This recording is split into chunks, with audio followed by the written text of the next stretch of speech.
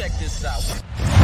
Welcome to Optic Tea with LonnieB, the online talk show which connects you with people all over the world.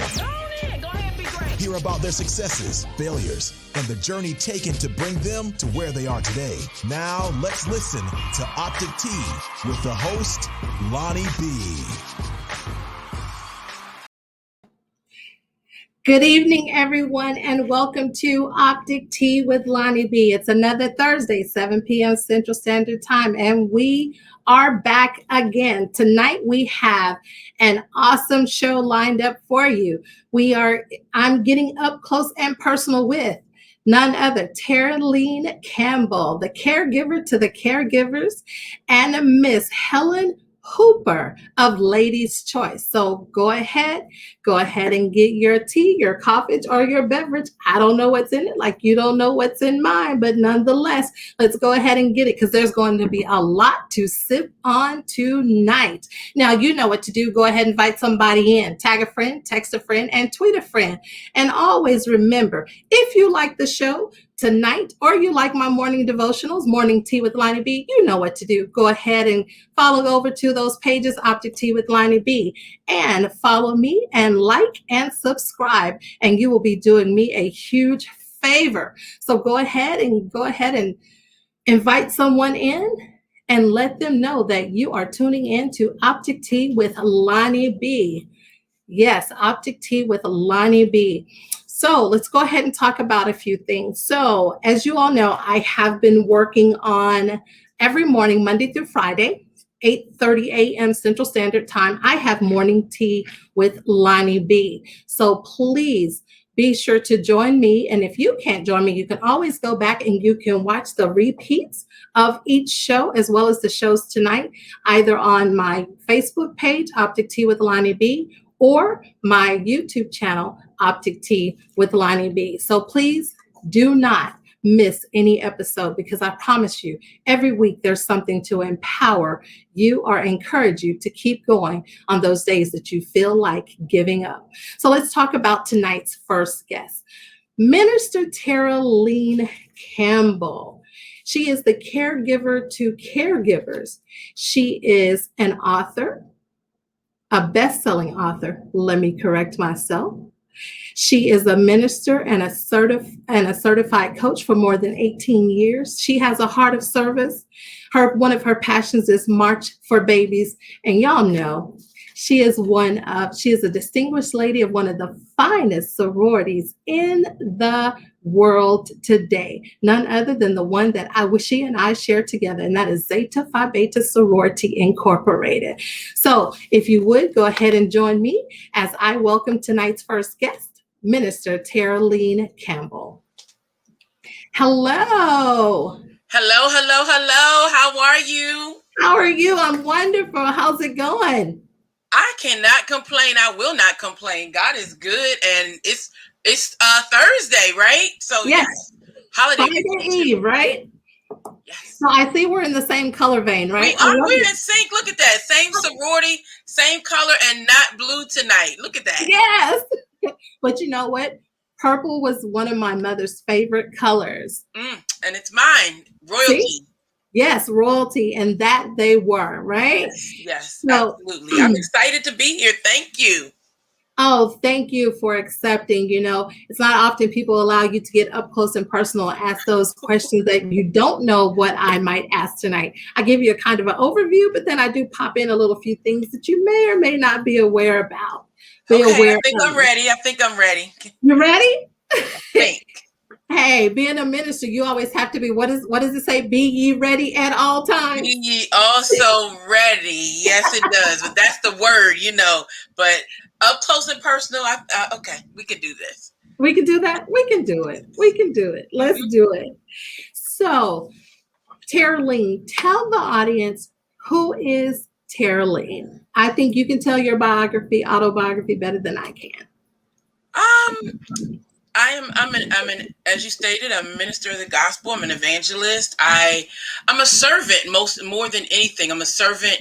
I really seek to fulfill the scripture that, about whatever your hands find to do, do it as unto the Lord. And so with that in mind, I believe that my ministry and just who I am is to be the arms of Jesus extended, to be the hands of Jesus extended.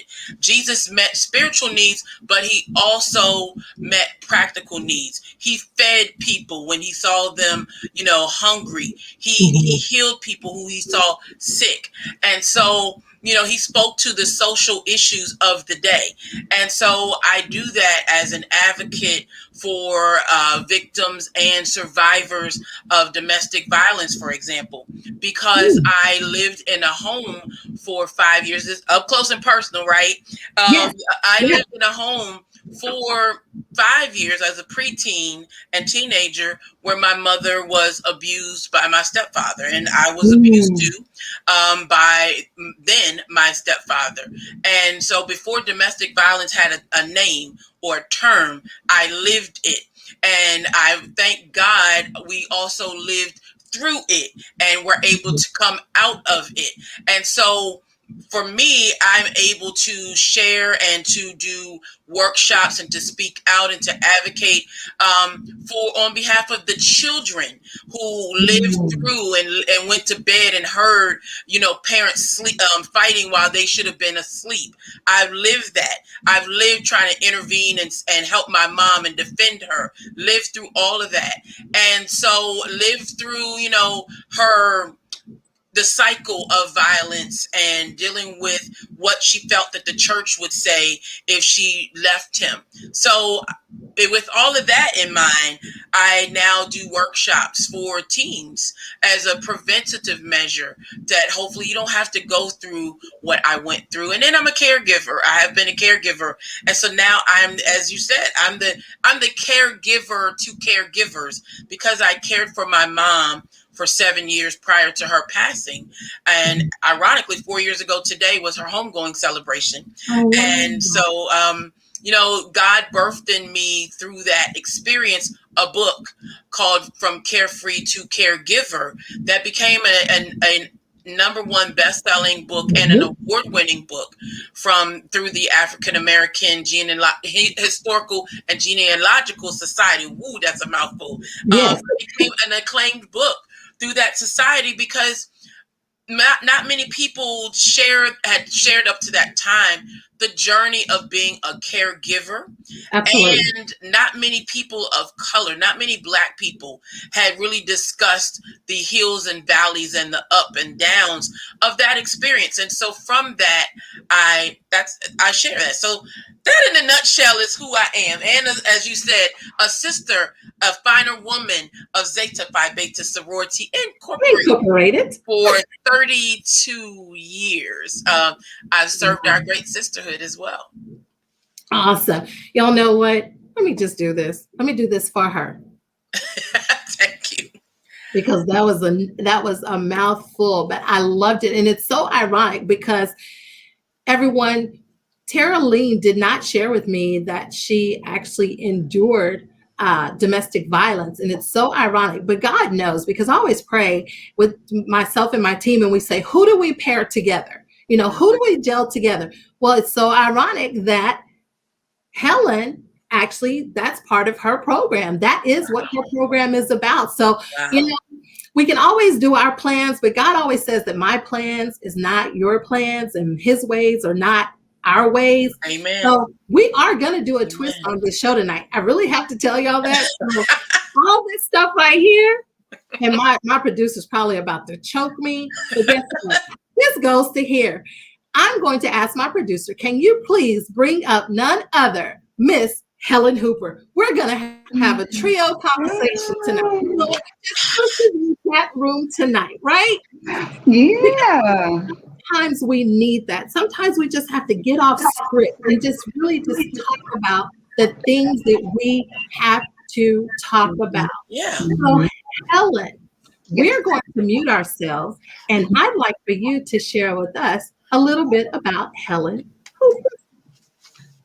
Okay. Well, good evening, everyone from Florida, because I think you guys are in Texas. I don't know where you are, Campbell. You're in Texas as well? No, I'm in Maryland.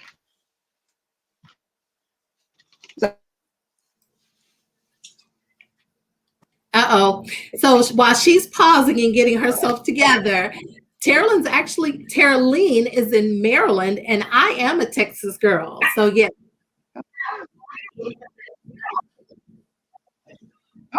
Okay. Can y'all hear me still? Yes. Y'all got me? Can you hear me? Yes. Okay. Well, of course, my name is Helen Hooper. As I'm gonna call you Lonnie tonight. I'm gonna call you Lonnie tonight. But as she said, I do on the organization. It's called Ladies' Choice, and that was birthed in 2003 in Fayetteville, North Carolina. And when you were speaking, I'm like, wow, okay, we have some similar stuff going on. But I did that in 2003 for my daughter, supposedly for my daughter, but God gave it another turn, and it just evolved into a whole organization for women of all ages. So we do counseling, we do domestic violence is a big part because I myself lived through domestic violence. I stayed married in a marriage for almost, well, being married and dating probably about 20 years in that domestic violence situation. So I did write a book, and it is on Amazon. It's called Chambers of Survival. You can find it on Amazon. But the organization services women of all ages. That means we teach etiquette, going to schools and teach etiquette, going to colleges and teach mentoring classes. We're going to start it up again. It's called Life Support.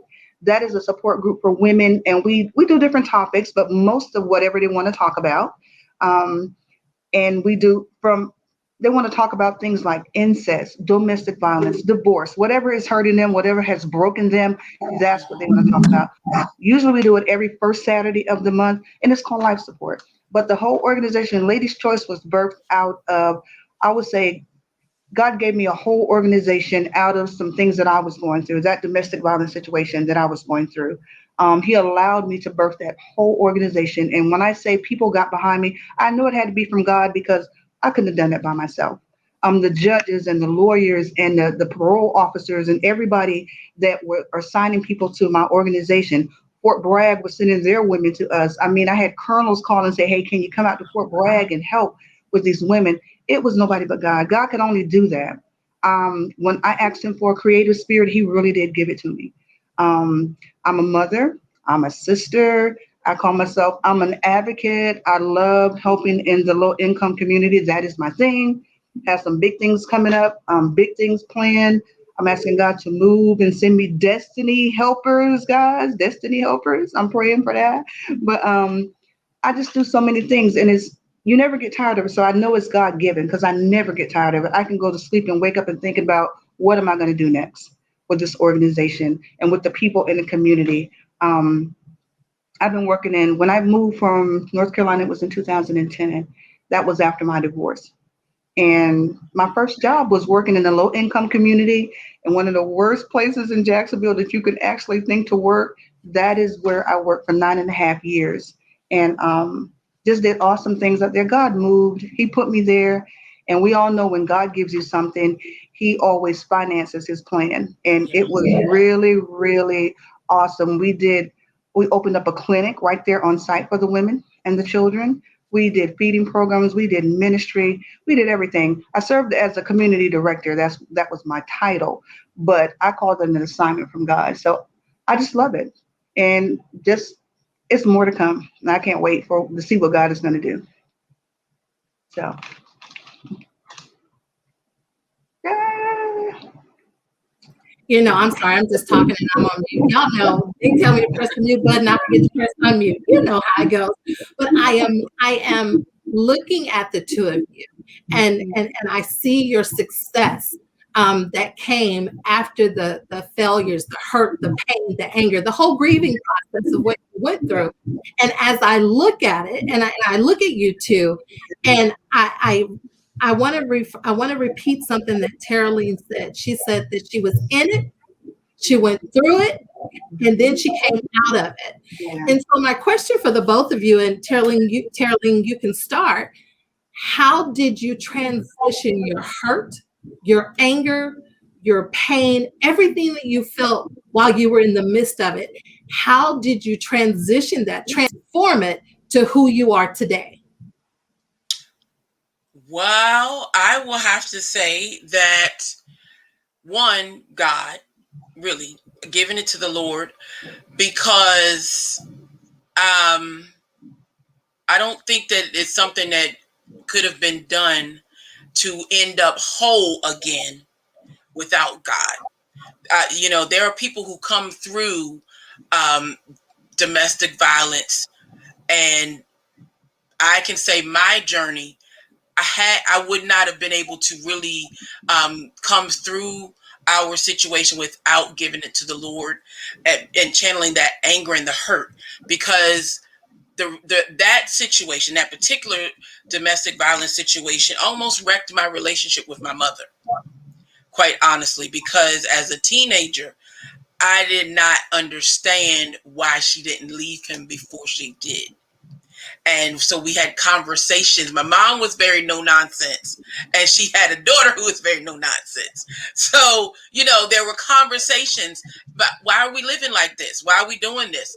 And not understanding. And so, thanks be to God, that wasn't always the case, but I had to really cast my care, give it to God, and then really be able to transform some of that pain to understand that not all men are like that, so that I did not become a bitter female, so that it would not be something where I think it was, I remember this in a Tyler Perry movie where I think it was Shamar Moore's character said to Kimberly Elise, "You're making me pay for what the other man did to you."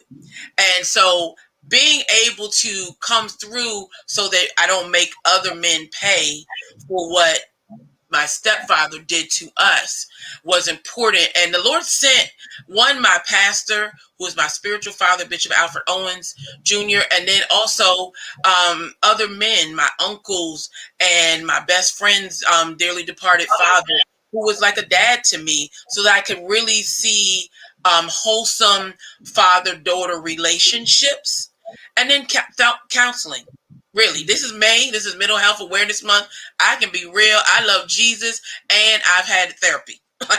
So let me just put that out there, because sometimes you need help to walk through what you're going through and to reconcile in the natural what you've given to God in the spiritual realm.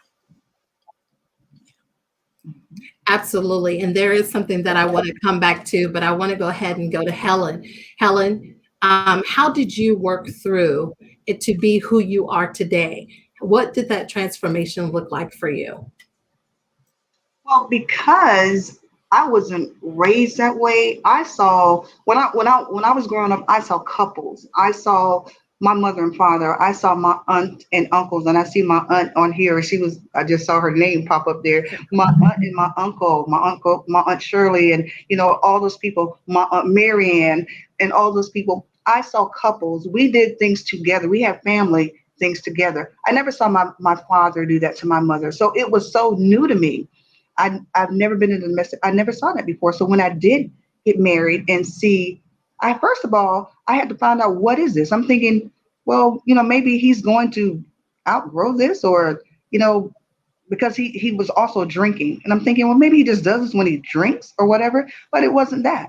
It was his upbringing. It was what he saw as a child that he brought into the relationship, and he never got help for it. When you see alcoholism in your family and nobody ever gets you help, you think it's commonplace. And I'm thinking that's what he thought, because even when we went to counseling, he would never admit that he was an alcoholic. He would never admit that he had a problem. So this was something that I've never seen before. But what I did was I looked at my children.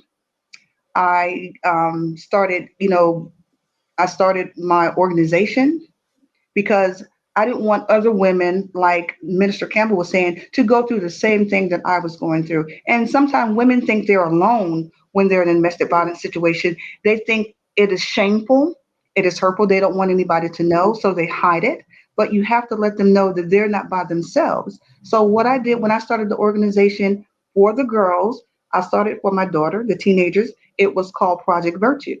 But then God just turned the whole thing around. Project Virtue still existed. The girls still did their thing, but then there were women that kept coming and coming and coming in domestic violence situations.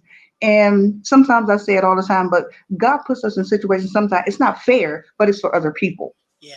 And sometimes you have to go through things for other people. God strengthened me. Only God could have done that for me to survive and come out of there and be the person that I am. I learned from it.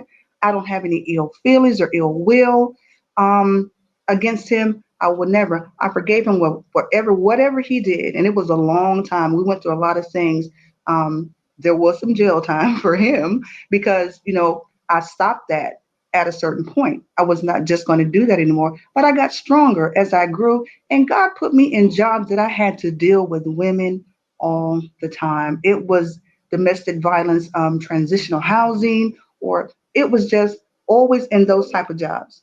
I have never, and I tell people this, and some of them believe it and some of them don't. I have never applied for a job on my own in about 25 years. People come and ask me, would you take this job? And it's always the same job in the same area, the same type of people. I love it. And I know that it's a calling because God, and I don't call them jobs, I call them assignments. Yeah. But it made me stronger because I know where they're coming from. I know how they felt. I know they don't want anybody to know. I know how, they try to hide it, but you don't want them to feel alone because it's shameful to them, because it was shameful to me. My family doesn't even know everything that I went through because I won't share that because it was just too hurtful. Some of it was very shameful, but you know how they feel. So you know how to help. You know where it hurts. You know how to get them to come back to life because God just strengthened me and he put people around me that helped me and that backed me and that pushed me. So that's how I came through. It wasn't by anything that I did. I just looked to my children. I prayed a lot. God gave me a whole program. And when I started writing, it's like I couldn't stop.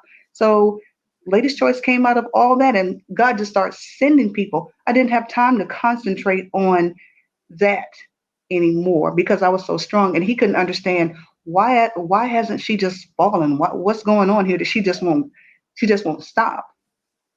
It was just the Lord, and He gave me something to focus on. He gave me some people to help. I know when you help people, God takes care of your stuff when you take care of His stuff. So, and that's how I got to where I am. Absolutely.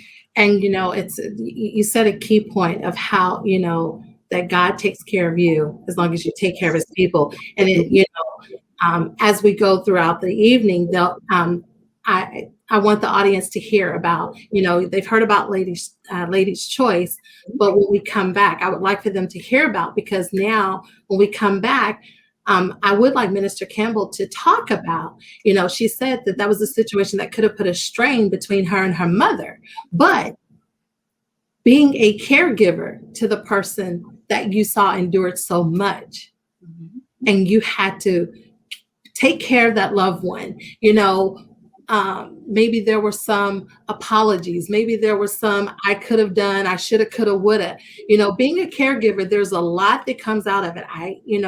I was one part of, my mother when she was going through her battle with cancer, and towards the end, there's some conversations that, you were like, I wish those could have happened back then, but I'm thankful that they happen now. So when we come back, Minister Campbell, I would like for you to talk about, what was it like going from what you were in, what you were through, that you came out, and now you became your mother's caregiver. So when we come back, everyone, we'll pick up with Minister Campbell.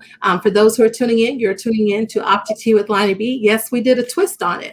I truly believe that this twist is because there's someone out there who needs to hear this. God does not make mistakes. Domestic violence is real. It is happening, and it is more so happening because of COVID, because where you did have an scapegoat probably 8-10 hours a day, there was a solid year that you had to sit in that house, whether you were a child, whether you were a parent, whether you were a loved one, or just a bystander. You had to witness or endure domestic violence at some point, if that has been your position during the pandemic. So I believe that this transition is necessary. So when we come back, we will actually hear from Minister Campbell. So everyone go ahead and refill up. I told you there was going to be a lot of sipping tonight because I've been doing it. So thank you for tuning in to Optic Tea with LonnieB. Stay right there and we'll be right back after this commercial.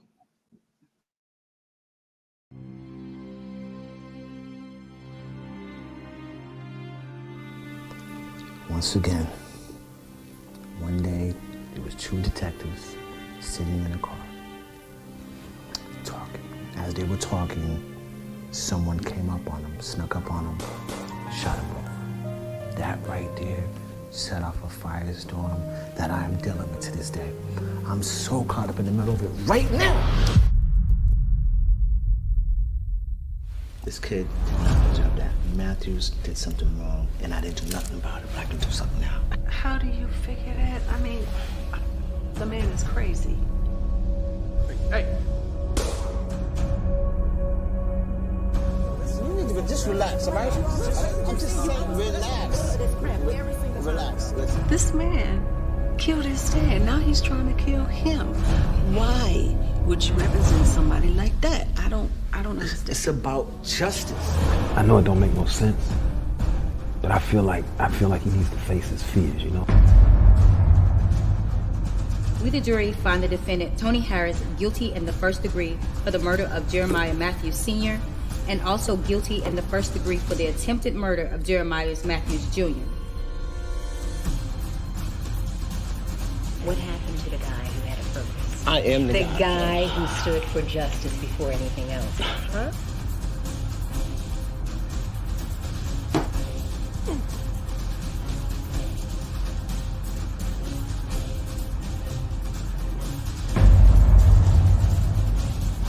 Just tell me the story one more time, from beginning to end, and do not leave anything out. So killing a man, that's just nothing to you, right? It didn't happen like that. Been expecting Harris.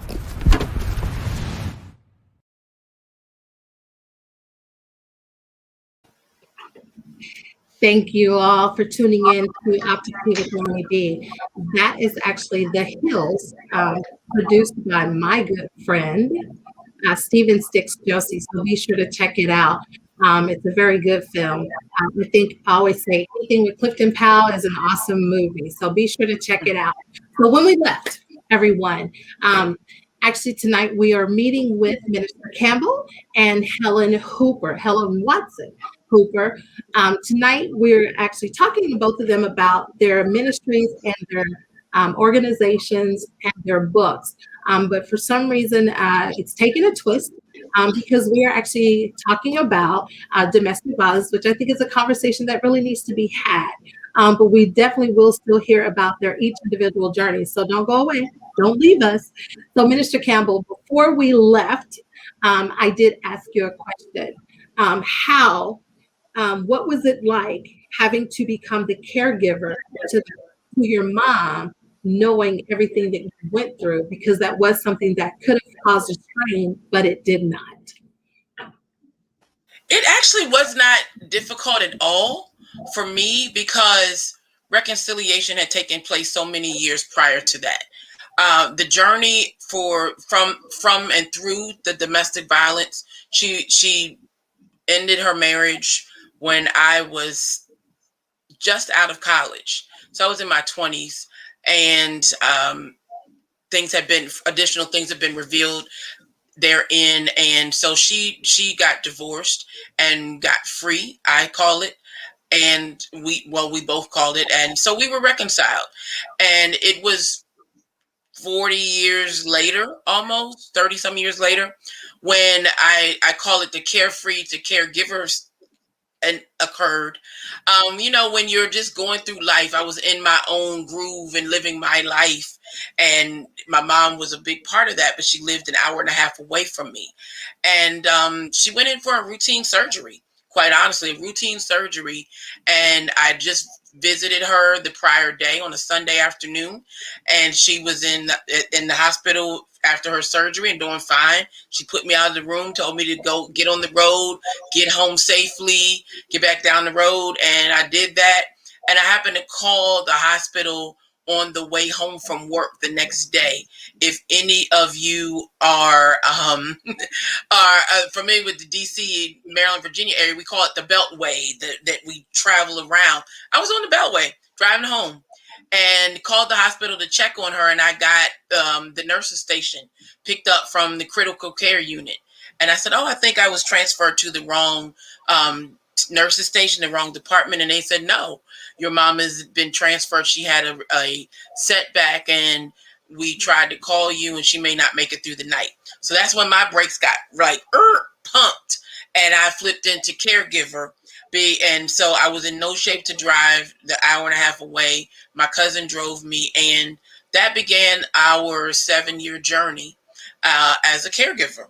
And so, did what I needed to do during that time. I believe it was my reasonable service to do. And my mom and I had enjoyed a very close relationship prior to that. And we became even closer because my mom, one, in the spiritual realm, she demonstrated and modeled prayer. And so when she became ill, was on life support for 2 months, became septic, and almost died, and endured 6 abdominal surgeries, I then had to pray for the person who had been the strongest person in my world. And I had to fight for her. And there is a part in my book where I talk about the fact, my book, From Carefree to Caregiver, I've become like the devotional author. And so it began with Zeta when I was one of the co-authors for the sororities devotional. And I found a niche with that through audience feedback. And so From Carefree to Caregiver, it's a book for caregivers, but it is a 31-day devotional that undergirds and supports caregivers.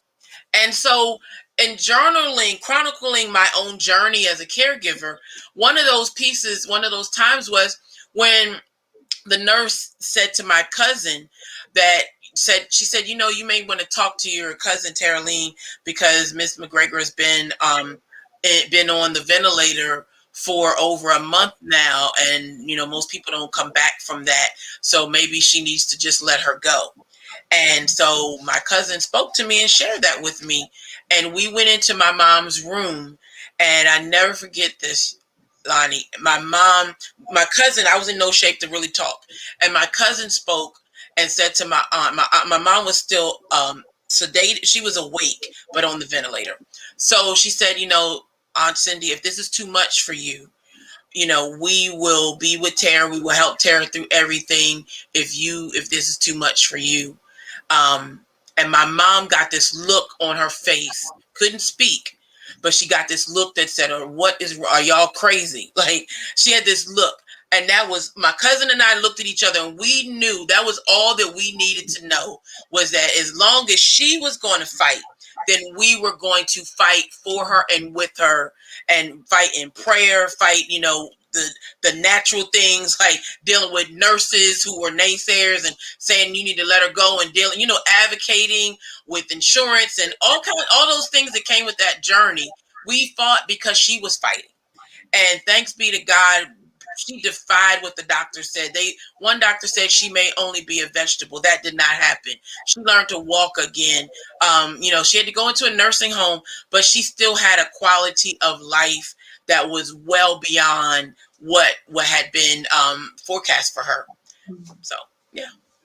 Wow. It's, I was like, okay, Alonda, don't cry, because I wanted to hear everything, and to hear that all it was that look. Yeah. And sometimes it's that look, and but then you also said your mother had a model prayer. So that model prayer, when you have that relationship, it never leaves you. It never goes anywhere. So just because she was on a ventilator didn't mean that she still was not communing with our Heavenly Father. And He has. Can I just add something? I'm so sorry, but I just feel this, because if somebody is watching, let me just say about the power of prayer. Mm-hmm. My mom taught me a model prayer, but the other piece of it is I had some healing scriptures that my co-pastor, Dr. Susie Owens, right before that time of my mom getting sick, was praying about healing on our 5 a.m. prayer calls. And she provided this document just of healing scriptures. And so when my mom took ill, I printed out those healing scriptures, y'all, and I posted those. I taped those in that ICU room, and with a note where I asked anybody who came into the room, because I knew I couldn't always, I wasn't there 24/7, but I asked people, when you visit her, I just need you to read two passages of these healing scriptures, because you do, Proverbs 18 tells us life and death is in the power of our tongue. And so I needed to be able to put prayer in that atmosphere and put healing in that atmosphere, so that although she couldn't audibly speak, as you said, she could pray to her Heavenly Father. But I needed prayer in the atmosphere. And I remember after she came off the vent, she told me that she heard people go in there and who would read those healing scriptures, and that some of the people that would visit her, they would text me and they would say, Taraline, I went to visit, missionary Cindy, and I read those scriptures like you asked. And I need to lift somebody's faith that's watching tonight to know that prayer still works, and it is in the power of our mouths. And so you have got, when we're fighting some of these battles that we are fighting, we need to remember it is also a spiritual battle. So apply the word and apply the word in prayer. I just felt that in my spirit for somebody. Amen. And it's so ironic, because I didn't want to say it, because sometimes you say, well, we're too churchy, but when God needs a message to be delivered, when God needs a word to go forth, we have to be obedient. It is in our obedience that's when He gets the glory. And so I thank you for doing that. I'll never go against or say stop. No, but as you notice, I threw all this out the window at the beginning, and there's a reason why. And I share for those who are tuning in. You're tuning in to Optic Tea with LonnieB. Tonight I'm getting up close and personal with Helen Watson Hooper of Ladies' Choice and Minister Taraline Campbell of she's the caregiver to caregivers, and she's a published author of 4 books that we'll actually get into tonight. But just to hear that you fought just as your mother fought through while you were going through. And then I look at Helen, and Helen, you fought through what you went through. You went through years of it being a domestic situation. And when you think about that, you're talking about domestic, that means you couldn't leave. You had to, wherever you went, you had to come home and rest in it. We don't know everything that happened, but I can only imagine from what I've seen on TV, what I've heard from other people share. And then for you to still come out as beautiful and gorgeous as you are. We've sat on several platforms, and to see everything that you're doing in your organization.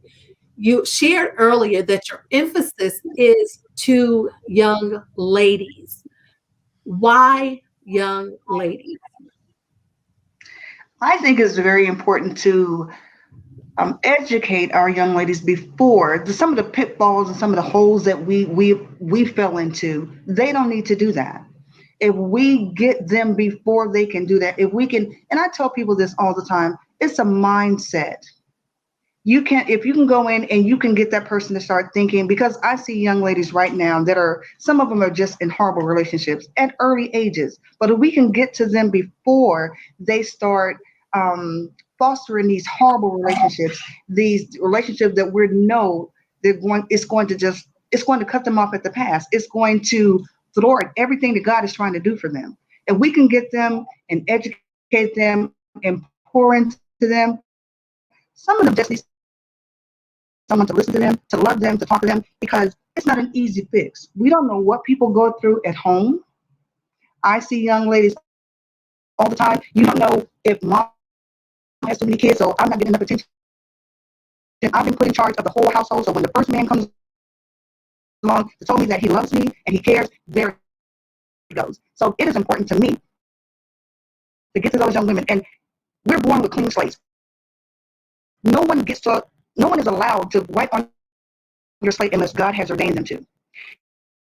You have to know who you are, so people can't tell you who you are, or you already know who you are. So when we build those young women up, when we pour into them, when we give them the word of God, and we build them, that is important to me. Because when you have a strong mind and when you have the word of God, and Minister Campbell was saying it best, you have to give the enemy back his word, because he does not respect us. He only respects God's word.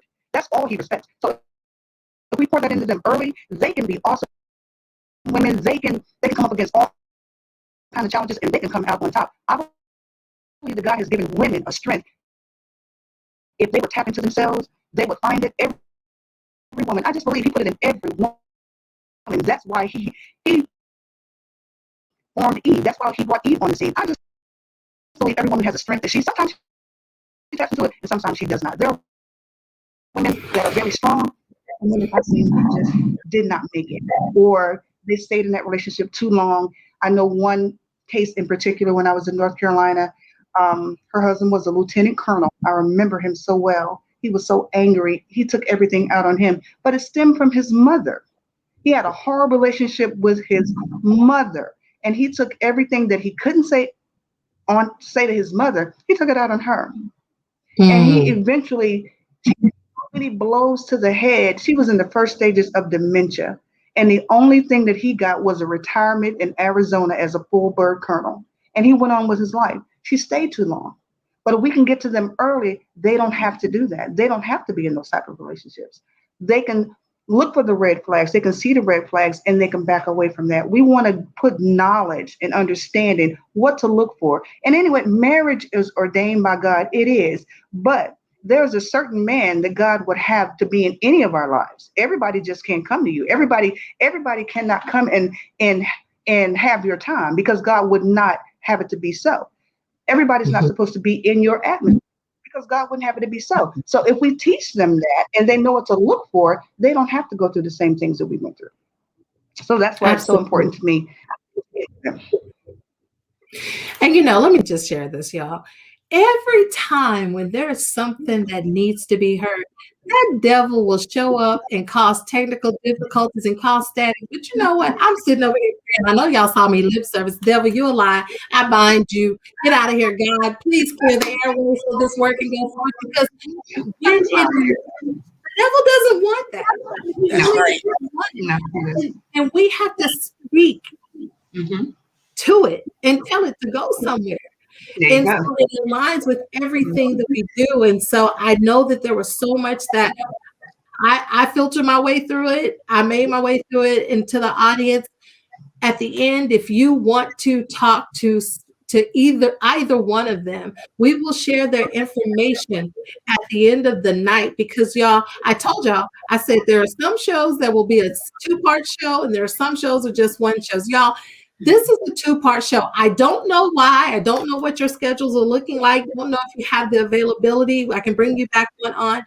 But I really believe that there is an ear that needs to hear. And even if it's one person who's struggling, don't know how to get out, don't know how to say, I'm done, don't know how to cry out to say, I need help. If it's just one that hears something that either of you have said tonight, that will reach out, because you are a non-bias, you're not in the church, you're not in the family, you're not in the circle of friends, but you are a non-biased, non-knowing individual, that they have no clue of who you are, but they know that you've been in it, you've been through it, and now you're out of it. Then I believe we have accomplished what God wanted to do. He said, don't go after the 99. He said, go after the one. Just that one. So when I go every night, if I'm on here every night, allowing people to see and hear of hidden gems who have gone through a circumstance of someone through something, or that you or someone that has gone through something that they have gone through, or someone they know has, I've done what I wanted to do. I've done what God has assigned me to do, and He gets all the credit. So for those who are listening tonight, I thank you for tuning in. You are tuning in to Optic Tea with LonnieB. Tonight it took a twist. Don't know who it's for, but I do know it's for someone. So I love the twist. And you know what I say? It's the twist. It's not. It was just God's plan. Because let me tell y'all something. I talked to Dear Lee, Minister Campbell, and I talked to Helen and all these cards. And I said, we're going to talk about this, and we're going to go to this, we're going to go to this, we're going to do this. But God said not so. That did not happen. That's not tonight. That's not what I need to go for tonight. So I am always forever grateful, because there was a time when Alonda was still on Alonda's agenda and nothing manifested. So I am truly grateful that you all were flexible to adapt to the change. I believe people got through authenticity, the genuineness, and the passion of what God has birthed inside of both of you. There's so much to the audience. If you have questions, you can post them, and we will actually, if you have questions for Minister Campbell or Helen, we will post them and try to answer them tonight. But we are at 7:45. And y'all, Pastor Gerald says good morning, good evening, Pastor Gerald. And we are at 7:45. But what I do want the audience to know, this is only the beginning of a new beginning of the continuation of your journey. So I'd like to start with Helen Hooper. Can you tell us what's coming up next for you, and how can someone get in contact with you? Wow, what's coming up next for me? God has given me a bigger vision, and I was riding today and I was praying. I'm like, God, do it again, because in Fayetteville it was huge, and I just want God to do it again, because I know He can. He's given me some fresh ideas. He's given me fresh plans. I haven't spoken to anybody about them yet, but it's going to be in the community, the low income community, and I can't wait. It's just an awesome vision that God has given me, and I just can't wait to see. I love a challenge. If anybody knows me, know I love a challenge. I just can't wait to see what He's going to do and who are going to be my destiny helpers with this, because I think it's so awesome. And again, I couldn't have thought of it. God had to give it to me. I couldn't have thought of it. He had to give it to me. So I am still working in the community. I am still working on a project right now with one of our organizations in Florida in the low income community. We got getting a visioning group together. We're going to try to get some ladies to start their own businesses in low income areas and low income complexes. We're going to teach them some things. We're going to pour into them, just like I said, pour in. We got to build them up, because I was talking to a friend of mine today, and I told her poverty is a business, and it shouldn't be, but it is. People are making millions off of people's poverty. They don't want those 3 and 4 and 5 generations to come out of that cycle of poverty, because they're making millions. We're going to stop that. And that is what God has given me. We're going to stop that. Nobody should be making millions on the backs of people. I mean, God's people. They're God's people too. But poverty is a business. People can believe it or not believe it, but it is. So we're going to stop that. Those cycles, those 3 and 4 and 5 generations of poverty, it has to stop. These women have to come out and be the women that God called them to be. And in poverty, they cannot do that. We're going to ask God to do some mind changing. It has to be done.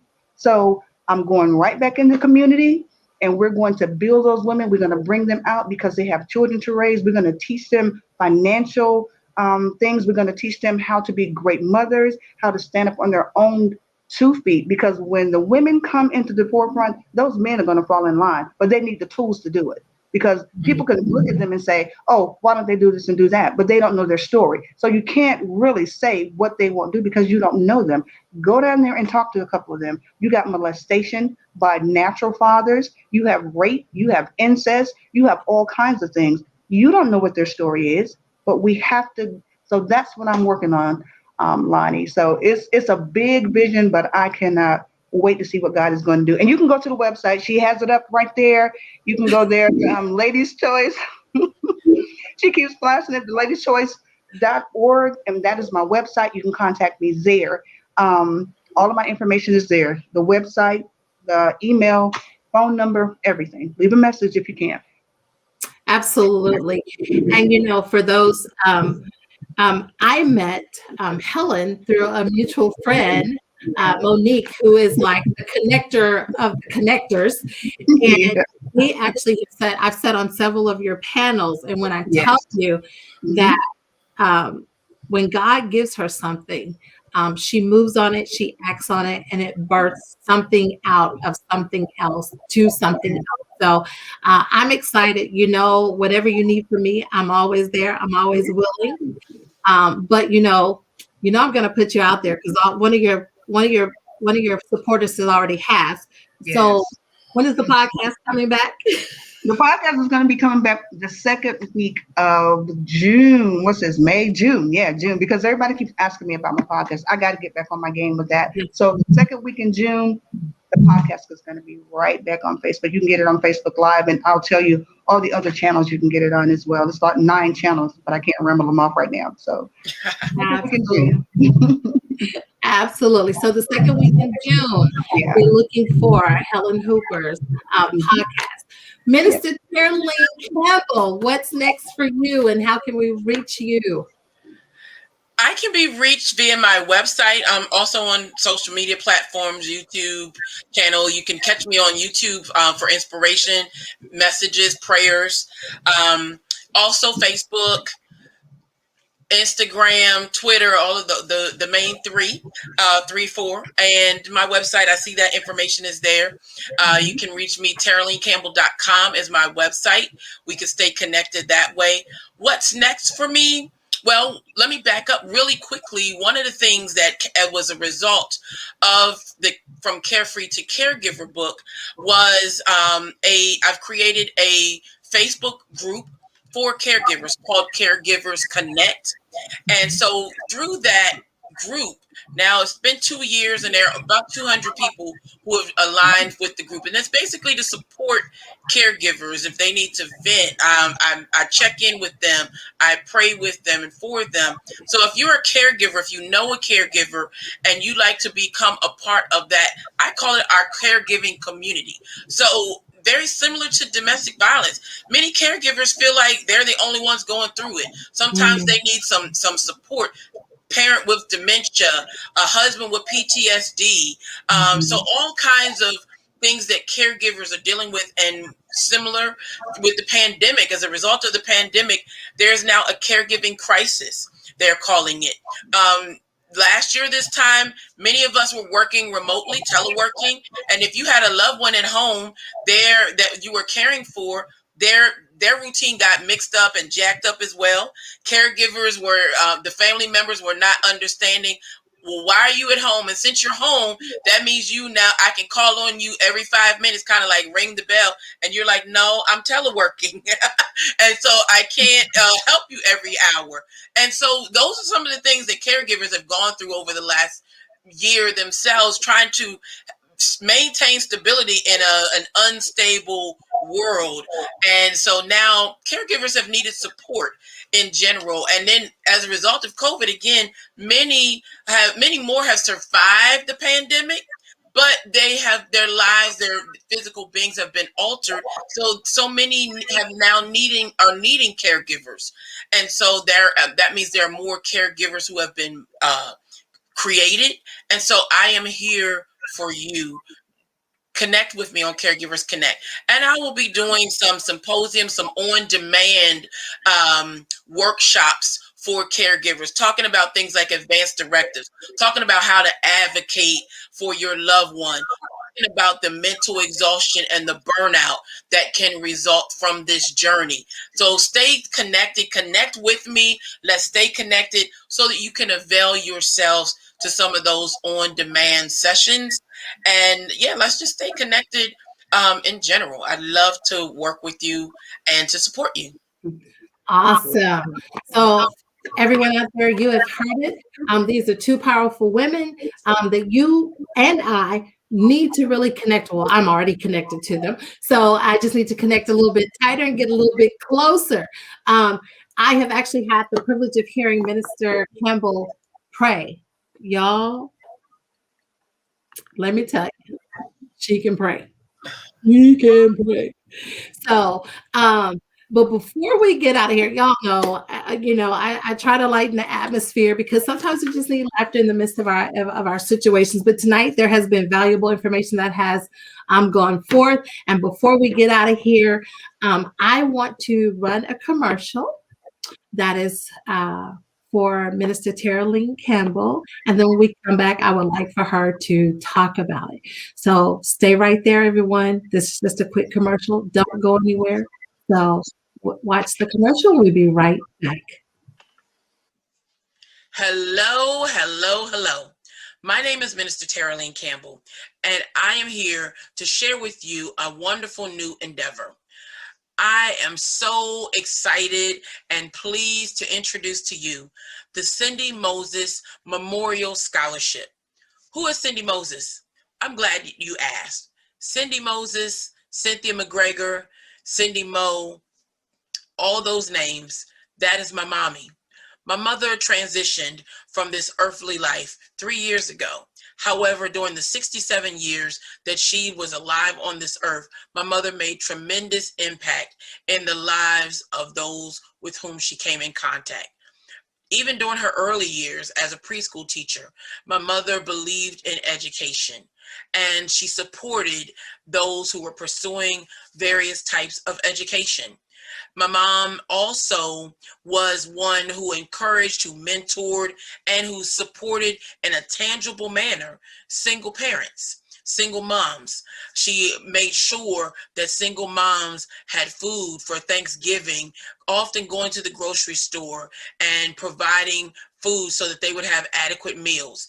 During the Christmas holidays each year, I remember how my mom would take from her own bank account as she was raising me alone as a single mom. She would still go out and make sure that she could be a blessing to single parent households to ensure that families had Christmas gifts. That was the type of person that my mother was. And to that end, I believe that this scholarship will continue her legacy and memorialize her in a positive manner. And so this scholarship, the unique thing about this scholarship is that it is geared towards a single parent who is pursuing some type of higher education, be it college or be it some type of vocational training, who resides in Washington County, Maryland.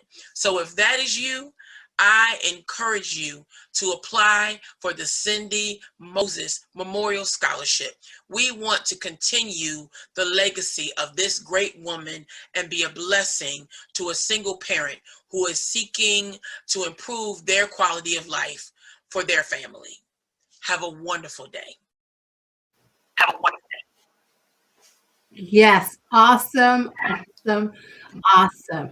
I applaud you and I commend you for the scholarship in your mother's name. I know the deadline has passed for this year, but it happens every year. Am I correct? Yes. Awesome. And actually, there is still time to apply for this fall's award, scholarship award. And so, yeah, there is still time to apply. Okay, so everyone, you've heard it. If you need to go back and listen to it, you can always watch the replay, or you can always visit her website because the information is out there for you to know what the criteria is for the scholarship. I believe scholarships are so important. It's leaving legacy. One yesterday was actually given in memory of my mom's name from the Girls Under Construction 2. They awarded a young lady a scholarship. And it's geared towards an African American, and it's so cute. It's so important, as Helen shared with us earlier tonight. We have to catch them early. We have to speak life into them, show them something different, show them that there is a better way, not just our young women, but in the month of June, we'll be talking about men and our young men. So please understand that we need each and every one of us to put together. You know, there was a saying that says it takes a country now to bring it all together. So here, if you're looking for someone to contribute to volunteer services, virtual, financial, mental, physical, however, here's an opportunity for two women that you can sew into, Minister Caroline Campbell and Miss Helen Watson Hooper. So please be sure to reach out to them. Ladies, I thank both of you for coming in tonight. If you would like to do a part 2, I really believe we can. If you'd like to come back individually, I would love it. Please, let's connect. Let's do it. There will be more coming together about this, talking about just being prepared. being prepared overall. How do you go from trial to triumph? What does that really look like? We say it, but what does that look like? So, ladies, I appreciate both of you. I commend you for your courage. I commend you for your strength. I commend you for your tenacity. I can commend you for being progressive, moving forward women, and I applaud you. If nobody else is applauding you, and I know they have, just know that every day you wake up, LonnieB is applauding you. So everyone, I thank you from the bottom of my heart. Everyone, I thank you for tuning in. If you know that there's someone who can benefit from tonight's episode, please do as I ask, share, share, share, and share. And always, every Thursday, you can find us here at 7 p.m. Central Standard Time. Y'all get confused. 8:30 a.m., 7 p.m. And then I'm not confused, right? You can always tune in to Optic Tea with LonnieB, 7 p.m. Central Standard Time every Thursday. Same place, same channel. And if you need some morning pick-me-up, just to put a little spice in your day, you can always tune in to Morning Tea with LonnieB at 8:30 a.m. Central Standard Time on the same channel. It has been awesome. Ladies, again, thank you. My hat's off to you, and I bless each and one of you, and I can't wait to see what God has in store that he's going to birth out of you and to come. Amen. Thank you for everyone tuning in. You have tuned in to LonnieB Optic Tea with LonnieB. And you know my final saying, smile. You owe it to yourself because no one does it better than you. Until tomorrow morning, take care. God bless. Good night. Thanks for watching another episode of Optic Tea with LonnieB. Don't forget to like, subscribe, and leave a comment. Stay connected on and off the show by following Optic Tea with LonnieB on Facebook, Instagram, and YouTube.